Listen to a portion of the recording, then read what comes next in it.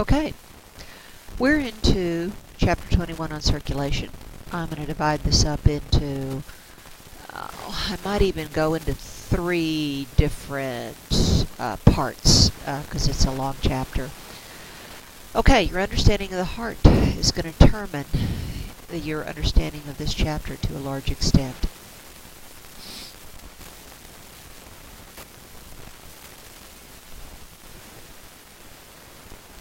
Okay, let's start out on blood vessel structure. You got an artery on the left. You've got a vein on the right. On the 2 pictures, you've got a histology slide in the middle. So, let me do some drawing here. Okay, the 3 layers. Both arteries and veins have them. We'll talk about differences in a second. The tunica intima. Notice this layer right there. This layer right here. Actually, that whole layer right there. Okay. The blood is going across the inside of that layer. It's epithelial tissue. It's sometimes called endothelium. You see it in both cases. Okay. You got a little bit of elastic tissue. It's kind of a light yellow right in there. Tunica media. Okay, this is the big area of the wall. So on the artery on the left, this whole area is the tunica media. It is smooth muscle. Look at the thickness or lack of on a vein. That should tell you something. It's this smooth muscle which is going to constrict the blood vessels, which is going to help to control blood pressure. Keep that in mind. Constriction, vasoconstriction due to smooth muscle affects blood pressure. And that should tell you that arteries do that way more than veins do because they have much more of it. Now you've also got some elastic tissue in this middle layer, and it is also important, particularly for arteries, because there's way more of it than in the vein, and that is for elasticity. So the smaller arteries and the arterioles have the ability to expand when there's more blood that comes through, and then they recoil back to their normal size as the flow subsides. That's elasticity. That's elastic connective tissue. Okay, the outer layer, out here, is the tunica adventitia, also called the tunica externa, and it's just dense connective tissue. Here is your artery on histology. Here is your vein. This would be a comparable artery and vein running parallel. Notice that the vein wall is very thin compared to the artery. The vein, because of the thinness of the wall, cannot maintain the shape and integrity of its lumen, whereas the artery, having a much thicker wall, maintains that round appearance. The large blood vessels, even the arteries, the big aorta, even though it's carrying oxygenated blood, it can't use that oxygen in the blood. The blood's going too fast, A, and B, the aortal wall is way too thick for that oxygen to diffuse through. So the big vessels have to have their own little tiny vessels carrying oxygenated blood. It's kind of like vines growing up a tree on the outside of a tree. And that's called the vasa vasorum, which literally means vessels on vessels.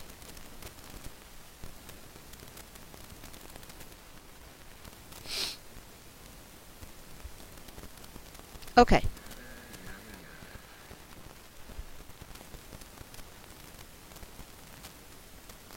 All right. So here's a look at the arteries.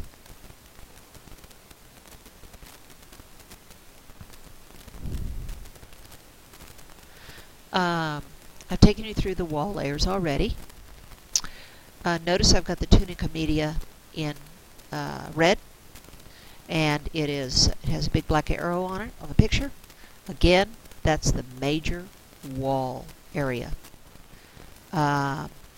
It not only gives elasticity and recoil, but it's got the muscle for the constriction for blood pressure maintenance.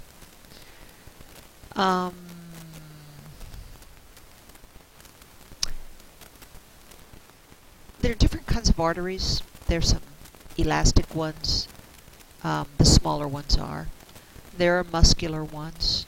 The aorta is not elastic. It's too thick. Small arteries are called arterioles. Arterioles are the major little vessels that control blood flow within organs. They're important in blood pressure maintenance, as well as the small arteries. One other thing before we leave this shot, there's a picture at the bottom right, and you'll see a capillary bed, and there's a word there. It says anastomosis. That's singular. Anastomoses is plural.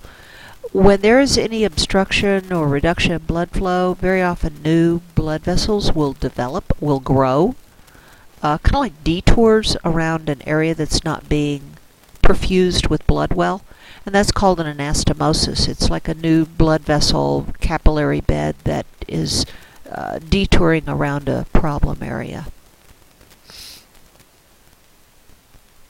Capillaries. There's only one layer. It's the tunica intima layer, the endothelium.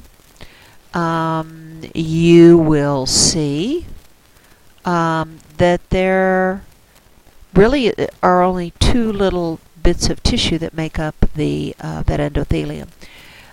These cells right here, I'll highlight these guys. These are a simple squamous epithelium. You know what those are already, flat.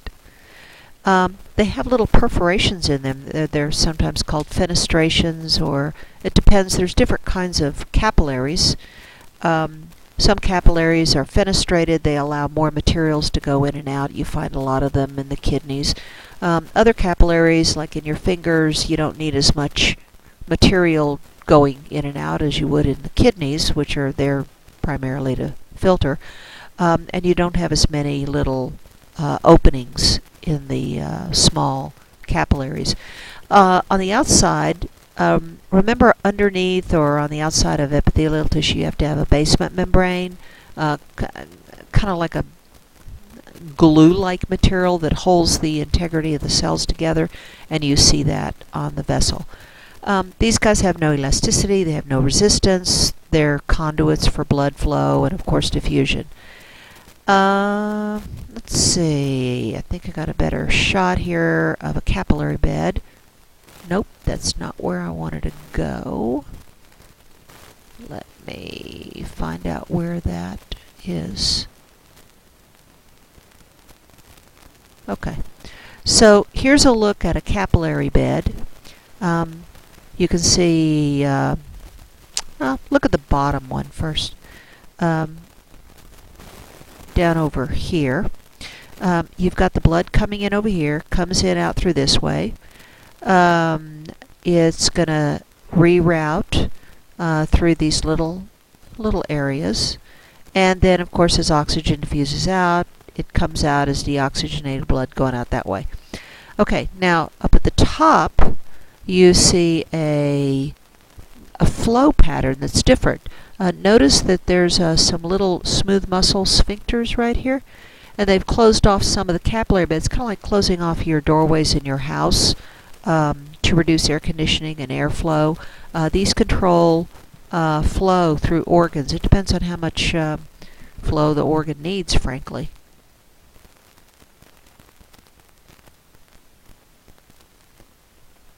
Oops.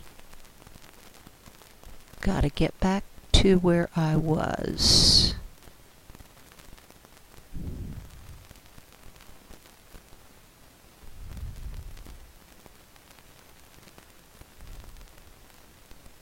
Okay. Anything else? I don't think so. Veins. Same 3 layers. The thickest one, if there is one, is the tunica externa or adventitia, the outer layer for protection. A little bit of elasticity, some muscle, negligible. Remember I mentioned that these veins kind of stretch out, they lose their shape, integrity, they tend to they're flaccid. Well, there are certain veins around the body where that's an admirable quality. And those veins are reservoirs, blood reservoirs. And they stretch out of shape and they hold bunches of blood. Bunches of them in the liver, bunches of them in the spleen, reservoirs in your skin veins. These are storage areas for blood. When your blood pressure drops for some reason, there's a shift of blood out of those reservoirs into general supply. Small veins are called venules. One really important thing about the veins, you see them on the picture at the bottom right, valves. We'll talk more about those valves later because we're going to talk about return of blood flow, how it gets back to the heart, particularly in the veins of the leg where gravity is trying to pull your blood down. We'll talk about breathing and muscle contraction and blood reservoirs a little bit more, and valves then. So here's a comparison of different kinds of vessels. Again, here's a look at the 2 kinds of capillaries that I mentioned before. Fenestrated capillaries, again, you find in a lot of areas, kidneys particularly, digestive system and intestines, where you've got a huge amount of movement of materials going this way, that way. Continuous capillaries are your common ones. Okay, so some things to think about. The functions of the blood vessels. You know what capillaries do, what do arteries and veins do. Arteries carry blood away from the heart. Veins carry blood to the heart. That's it. Arteries, the function of arteries is not to carry oxygenated blood. It so happens they usually do. Notice I said the word usually. There are 2 exceptions where they do not.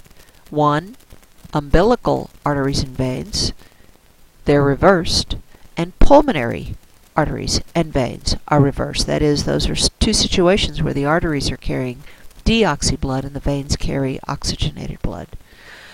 Okay, locations, that's kind of obvious. Sizes, obviously veins. If you have like a femoral artery, femoral vein, they're going parallel. The vein is going to be a larger size because its lumen stretches out. Which one has greater blood flow? Well, let's talk about pressure first. Which one has greater pressure? Arteries. The closer the vessel is to the heart, where the blood is getting pumped out, the higher the pressure. So if you look at the picture, look at the 3rd one down right there. And let me get rid of that thing up there. Okay, so you've got arteries and arterioles right up here at the top. And you've got your highest pressure dropping. Okay, remember your heart is right there, pumping blood. And as the blood gets further from the heart, it's dropping. So that's pressure, and it's pressure that moves blood flow. Thickness of the wall we've talked about. Layers we've talked about. Other things over here on the diagram. Look right here at the number of capillaries. You've got way more area given to capillaries than anything else. Here is speed of flow. So fastest in the arteries, slow in veins, even slowest in the capillaries, because again that's where you need diffusion of fluid and sugar and CO2 and all that.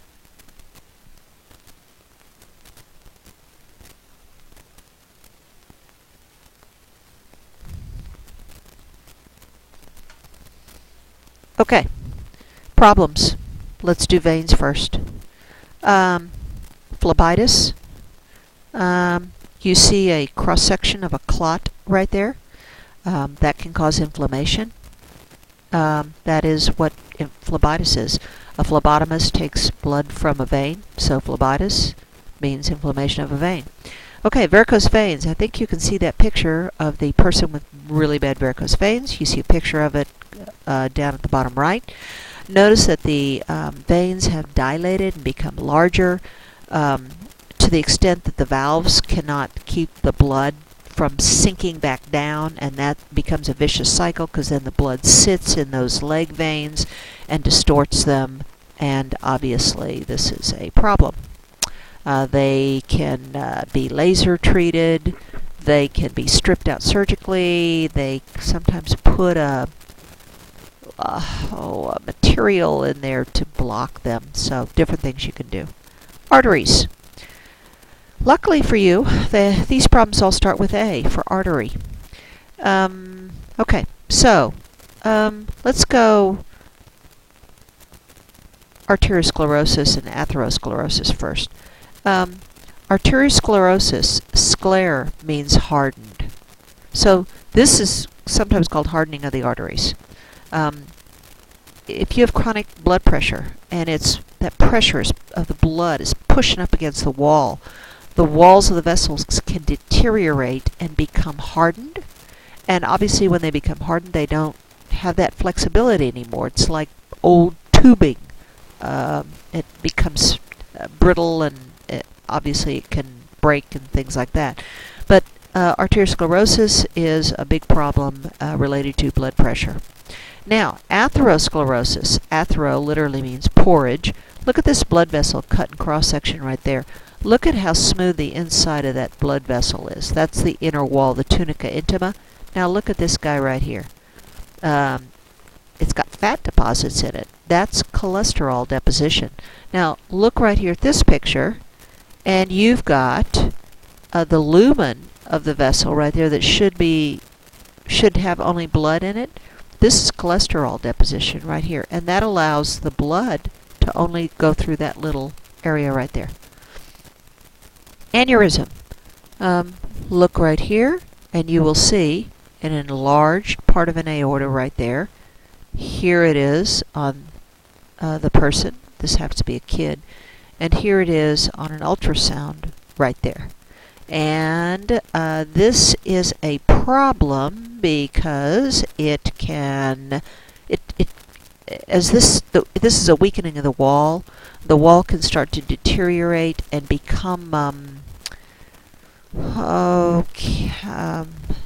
the wall layers kind of pull apart, and blood can start leaking out, or the whole thing can balloon out and explode, and you've got a hemorrhage, which is obviously going to be life-threatening.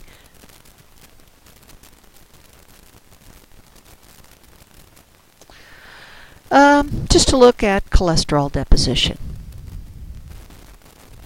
I think you know that the United States has the highest rate of obesity in the world. There you go.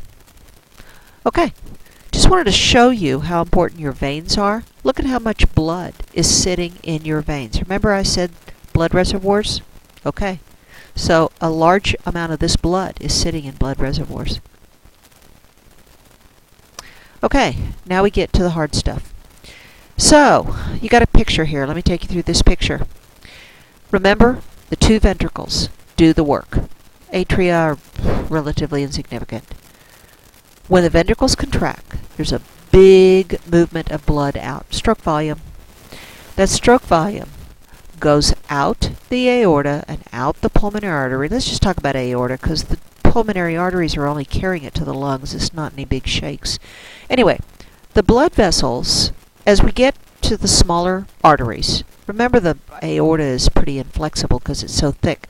We get down to the smaller arteries, like a brachial artery in your arm. And here's the normal size of the brachial artery. There's the diameter.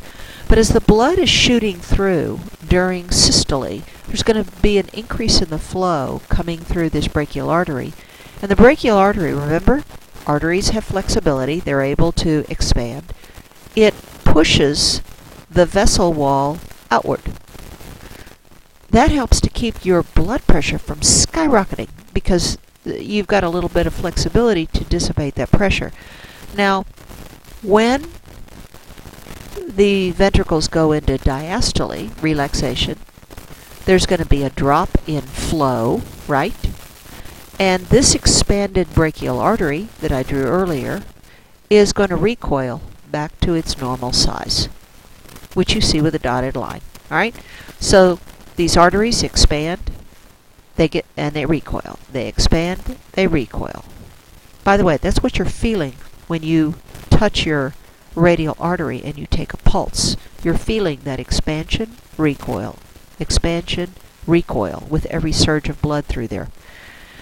Okay, so we need to talk about some formulas. So let me go through some terms here. Blood flow depends upon the force that pushes the blood through the vessel, obviously the function of the heart, weak heart, bad stroke volume, that's going to affect all the blood going through the vessels, and the resistance of the vessel to the flow. Are there any obstacles? Or is there cholesterol? We'll talk more about that in a minute. Okay, the other important formula here you see, flow, blood flow, is equal to, or proportional to, related to, the pressure difference along the vessel divided by the resistance to flow within the vessel. Now the key thing here is resistance. Okay? Now, think about what can be resistance. It can be cholesterol deposition. That will increase resistance of the blood against the wall. If this increases, think of this as a mathematical formula, and remember this is equal. What happens to your flow? If the denominator gets bigger, the value goes down. You can see flow is going to drop. If there's a blood clot, it'll do the same thing, increases resistance. If your blood is too thick, let's say you have polycythemia, you have twice as many red blood cells as you should have. The blood is very viscous. That increased resistance means drop in flow.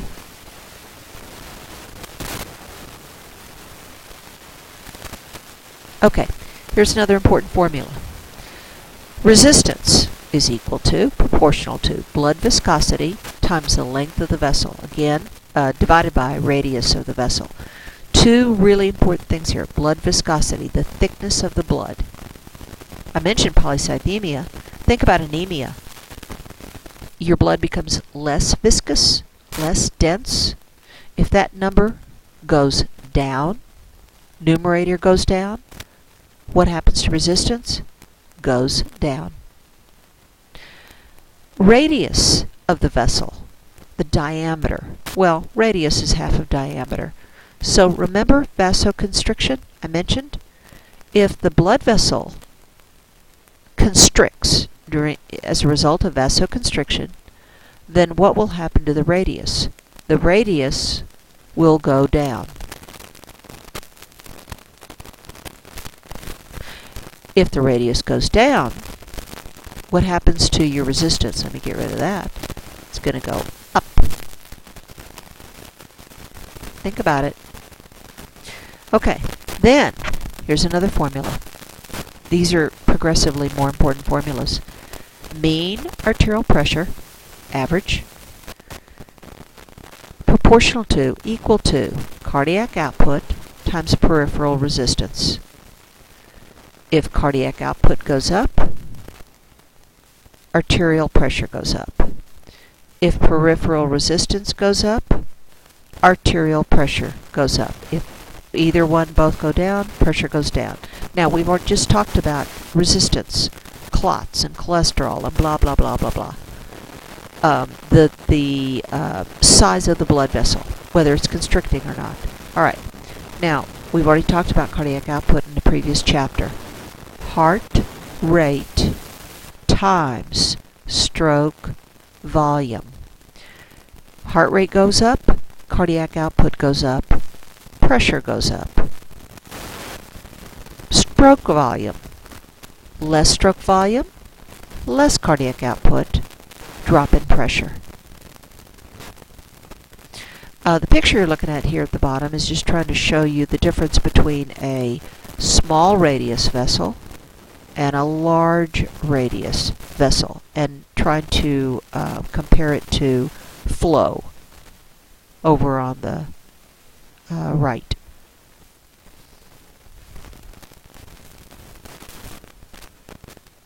Okay, so things that affect blood pressure. We're gonna be talking many times about all these things through this chapter. Okay, I've already mentioned cardiac output, talked about the diameter of the vessel, talked about flow, how it's related to blood pressure, resistance, viscosity, blood volume. If you retain a lot of water, remember that much of the water in your body, not a majority, but much of it, is in blood. So when you retain water, you're going to have an increase in blood volume. What's that going to do to blood pressure? It's going to increase it. More blood volume, higher pressure. Distance of the vessel of the blood that's moving from the heart. You can see this on this picture really well over here on the right. So again, here is the aorta, and here's some smaller arteries. And remember, every time the ventricles contract, the pressure goes up because of flow, and then the flow drops with the relaxation, and the pressure in the arteries drops because the flow is subsiding. And then with the next contraction, there's a big surge of blood, and then it comes down, and it goes up and down. And of course, this is what's giving you systolic and diastolic pressure, which we'll talk about. But notice that it's subsiding. As you get over here to the capillaries, the pressure's dropped and it's constant, and you get over here at the veins and it's dropped and it's constant. The ones that are in bold are extremely important to blood pressure. Cardiac output, resistance, blood volume.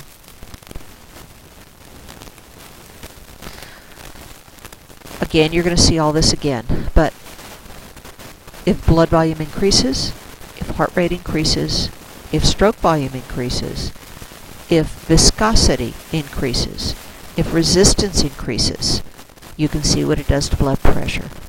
If they drop, any of them drops, opposite effect. Okay, so measuring blood pressure. Just going to tell you the basics. We're going to do this in lab and talk about it more. I just showed you that surge going up, down, up, down. All right, so you got this cuff on your arm. You can see the cuff in blue over here. It's got an air bladder. You pump it up with air, obviously. You can see a manometer. There's a person holding one in the bottom picture. There's the old-style manometer. It's got mercury in it, by the way, up at the top. So you pump this little bladder up to about 200. And notice this dotted line. So here's your cuff pressure at 200, and at that pressure, it's going to collapse your brachial artery. You're taking a pressure over that brachial artery right there. So the pressure closes off the artery, and the blood ceases to go through the artery, which is why you're going to lose feeling in your arm and blood flow if you let it sit there pumped up for a while. Okay, now, there's a little screw on it. You can see it right there. You release it, and the pressure begins to go down, down, down, down, down, down, down, down. That's the dotted line that you see right there. Okay. Now remember, at the same time this is happening, there's increased blood flow coming out of the heart. Drop in blood flow. Increased blood flow. That's what you see, the up, down, up, down, up, down. Now, where the two pressures coincide, that is, the cuff pressure and the pressure in the brachial artery, when the ventricles contract, that's going to be systolic pressure.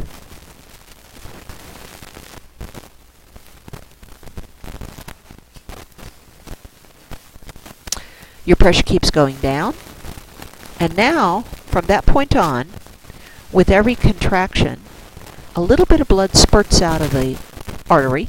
It makes a little tap sound. You can hear it with the stethoscope.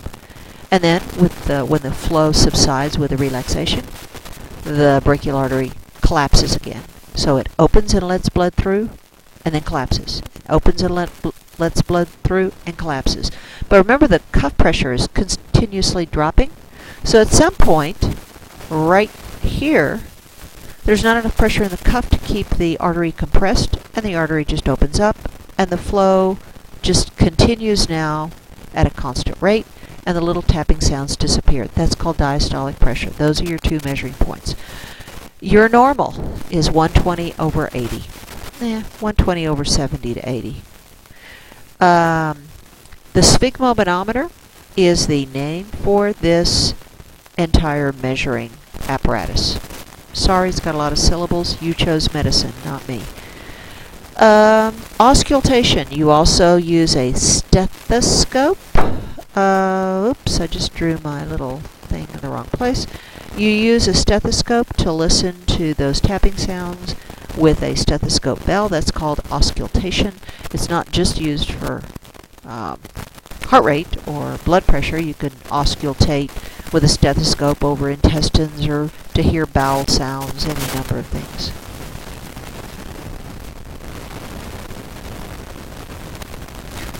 Okay, I'm going to stop right here, and we'll start with blood pressure problems on the next one.